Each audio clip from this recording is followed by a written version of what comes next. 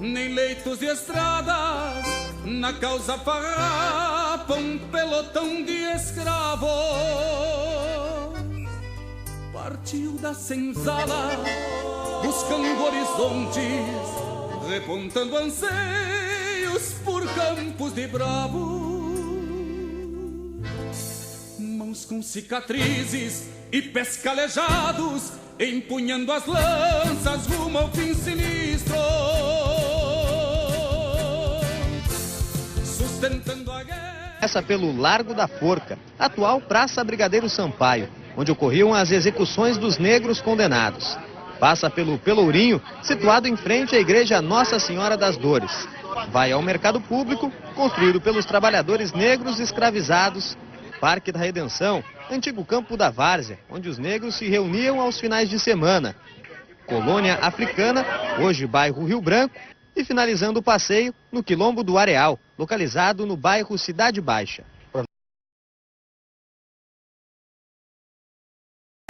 Aí já tem uma concepção epistemológica interessante e inovadora. A ideia de que o museu é só um conjunto de coisas velhas, né? Só que no caso dos negros é muito difícil, porque os negros, sendo um povo que sempre foi submetido, não tinha grandes construções que representassem a sua marca no espaço. Então eles são invisíveis. Então a ideia do museu aqui é de construir coisas contemporâneas, evidentemente já de baixo custo, né? Porque não tem dinheiro, poder público, não ia ter verba para fazer algo muito grandioso, mas ao mesmo tempo mostrar o seguinte: olha, o negro faz parte dessa história dessa província e dessa cidade, e não apenas aquela ideia que ela já comentou aqui, também já em aula se falou, que parece que o Rio Grande do Sul começou no século XIX, quando vieram os alemães para cá em 1824. Então, interessante como isso aqui é recentíssimo, tá, gente? Isso aqui é o primeiro item do museu. Eu acho que são uns 3 ou 4 agora, porque o quarto foi inaugurado há pouco, né? Todos eles são modestíssimos, né? E ao mesmo tempo, então, é a tentativa de marcar geográfica, espacialmente, a história de um povo que esteve e está aqui, só que não é retrato. Então é uma coisa educativa para a população. Esse livro aqui, Leituras da Cidade, organizada por uma historiadora ali da URSS, Cita Possamay, tem vários textos que falam disso. Um texto muito bonito aqui do Ios Valdir, vai falar da Praça da Alfândega, né?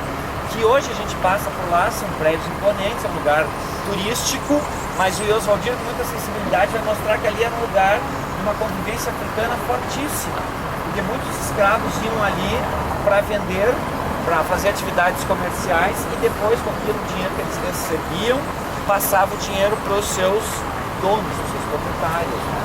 Só que hoje a gente passa lá e ninguém vai associar aquilo como sendo um espaço, aspas, negro, né? A gente só pensa no presente como sendo um lugar de museu, de banco, de correria. Então, a história, e vocês são historiadores, e a geografia, não é simplesmente voltar ao passado para descobrir ele verdadeiro. Muitas vezes é recontá-lo de uma forma que até então não era contada.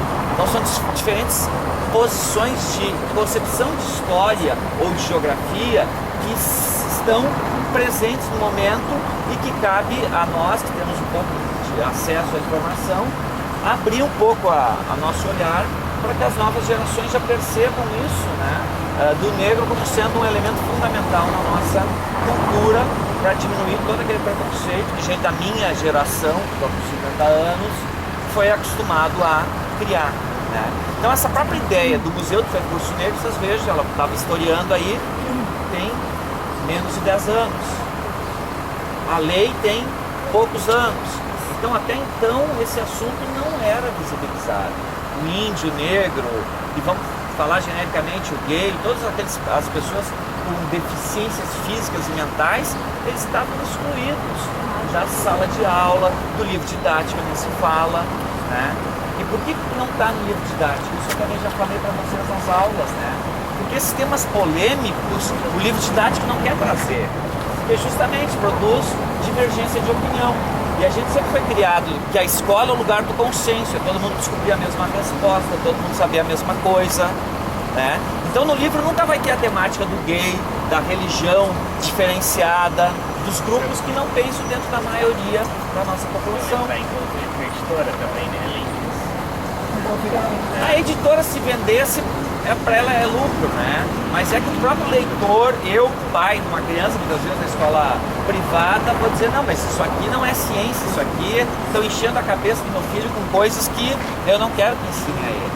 Então o livro sempre vai ser a coisa mais linha mediana possível para evitar se contrapor com qualquer grupo que possa depois reclamar da obra, daí não querer mais vender, isso aí sim, daí vai atrapalhar o lucro das empresas. E a própria questão da agricultura.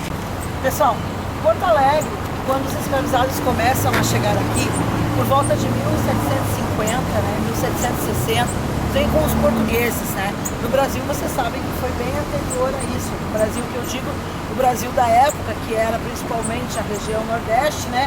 E depois Rio de Janeiro, que passa a ter, são principalmente Salvador e Rio, são as capitais que a gente tem maior número de escravizados. Ah, e outra coisa, o que a gente fala no nosso projeto, né? É generalizado, mas cada escravização, cada modo de trabalho, ele tinha as suas peculiaridades. No caso dos escravizados que trabalhavam, né, com a mineração, com a plantação de cana, posteriormente a plantação de café, escravizados que trabalhavam nas zonas rurais e urbanas, né? Aqui em Porto Alegre a gente tem escravizados urbanos. No interior do estado a gente tem escravizados que se voltam então para a pecuária e para as charqueadas, né?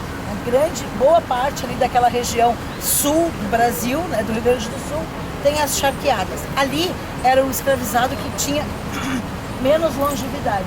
Ele chegava a durar cerca de 5 a 7 anos naqueles espaços completamente prejudiciais à saúde, né, com muito sangue, muito frio e o sal, então, que destruía completamente as mãos e as solas dos pés, né? Porque o escravizado não usava calçado, né? Ele não tinha direito de usar calçado. Tanto é que quando eles conseguiam cartas de alforria, muitas vezes pelos seus senhores que lhe deixavam, isso também acontecia, né? Não era tão raro assim, né? Seu senhor deixava algum bem, a primeira coisa que eles adquiriam então era um sapato para eles se diferenciar, né? De olhos ou de calçado, e alguns deles até adquiriam escravizados também, né? São casos menos específicos, mas isso existiu também. Então, Porto Alegre era essa rua aqui, né? Que é a Rua da Praia, como era chamada, hoje é Rua dos Andradas, o professor de geografia sabe isso, né? Daqui para cima nós tínhamos 3 ruas, né? 3 ou 4 ruas, que terminava ali na Duque, né? E depois para lá, né? Naquele restão de Porto Alegre lá, ficavam então os arraiais, o Arraial do Menino Deus, o Arraial da Zenha, enfim, ou a zona rural toda que já ia lá pro sentido do bairro Glória, ou então, né, as maravilhas de quem tinha grana para comprar lá em Ipanema, de frente pro rio naquela época. Desculpa, não é rio, né? É lago, né? É o Lago Guaíba. Então, pessoal, vocês sabem que boa parte da cidade de Porto Alegre ela é aterrada, né? São os aterramentos. E esse espaço aqui, no momento da cidade, ele foi escolhido, né, para servir então como enforcamentos. E até muito tempo no Brasil tem a pena de morte. E aqui então foram enforcadas 22 pessoas, entre elas 18 eram escravizados. Não sei dizer para vocês aonde, porque eu li 2 textos diferentes, um fala que era numa árvore, né? Outro fala então que as forcas eram construídas por marceneiros, né? Guardavam ela para ser utilizada novamente. A semana passada eu tive um jovem professor aqui que disse que morou aqui nessa área e tinha uma senhora nessa casa aqui da frente que tinha quase 100 anos e ele tinha 6 ou 7. E ela contava, né, porque ela ainda tinha lembrança, né, de acontecer isso numa árvore. Então a gente tem essas 2 histórias. Bom, motivos desses enforcamentos é algo muito óbvio, né? Era o não conformismo com a escravização, né? Eram as fugas, eram a rebeldia que o Senhor dizia naquele momento, né? Na verdade, era não aceitar ser escravizado, porque isso o livro escolar não traz. E isso nós, enquanto professores, tivermos falando sobre a temática, temos que deixar bem claro, né? Deixar bem claro que os livros escolares, eles não trazem que essa resistência aconteceu sempre. desde um primeiro momento, né? Muitas vezes com eles próprios atentando contra a sua vida por não aguentarem aquela força, aquela pressão tão forte, né? Não entenderem o que estavam acontecendo, não falando a mesma língua, não se encontrando naquele espaço. Queriam sempre voltar. Isso com as crianças a gente sempre, né, pesa, porque se te tirar de dentro da tua casa, do teu espaço, e te levar para outro durante muito tempo, né, é óbvio. Então este monumento aqui, ele foi pensado e gestado por mais de 22 anos. Se chama o responsável, né, por esses monumentos em referência à cultura negra em Porto Alegre, Museu do Percurso do Negro. Porque esses monumentos, eles estão realmente em um percurso, eles não estão engessados dentro de um local somente como um museu, né? Por isso que ele é Museu do Percurso. Ele é um tambor de sulfato, né? E só tem, é originário aqui do Rio Grande do Sul, originário de Pelotas. E tem então o seu grande incentivador, Chiba-Chiba, que faleceu há 2 anos, né? Mas ele então produzia toda essa história, reproduzia do tambor de sulfato. Aqui na volta tem algumas imagens, umas contemporâneas, outras não, né? E vocês sabem que vieram várias nações do Brasil, não foi somente uma. E aqui no sul, as nações de capoeira não chegaram, foram chegar muito depois. Então a gente não tem relato sobre capoeira aqui no sul. Então o leilão vai vir agora, nos anos 60, década de 60, eles vão chegar para cá a capoeira. Às vezes se tem uma referência. O tambor é amarelo em homenagem ao Oxum, né, que é a orixá das águas, né? E dentro da religião de matriz africana, que é o Batu, ou encarnação, como é chamado, ele serve para evocar o orixá, fazer o chamamento, né?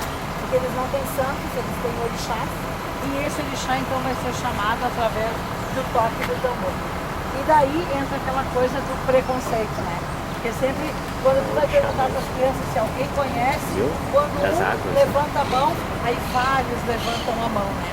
Porque tu vai mostrar que é uma religião como qualquer uma outra, só que, mas eles trabalham com o mal, isso é coisa de demônio, isso é coisa que não presta. Principalmente quando estão trabalhando com alunos de religiões pentecostais, né? Muitos deles já se afastam e dizem, o pastor disse que isso não tem tradição. A gente tem noção deles que é um modo diferente de proceder a sua religião. Por que eles dançam? Por que eles tocam? Porque eles conseguiam ter um pedaço de água e fazer o seu tambor, né? Porque até esse monumento ser colocado em 2010, ali onde nós passamos, bem naquele retorninho, um pouquinho antes de pegar vocês, tinha uma plaquinha desse tamanho aqui que falava sobre os lanceiros negros. Até o momento, 2010, era o único que existia na cidade. Mostrei para vocês o monumento? Então, eu já mostrei para eles. em nome desta igualdade social, porque diferentes nós todos somos, não existe duas Fátimas, ainda bem, né, porque ela ia incomodar muita gente, né, não existe dois de cada um de nós, a não ser gêmeos, e mesmo assim a identidade é diferente, né, então, em nome dessa igualdade social que a gente prega no nosso projeto, eu convido vocês para tocar o tambor, né, ele tem um som, tá, e vocês vão gostar, ele é feito justamente oco para que ele tenha esse som, experimentem essa experiência. Já tinha som, né? Força na mão.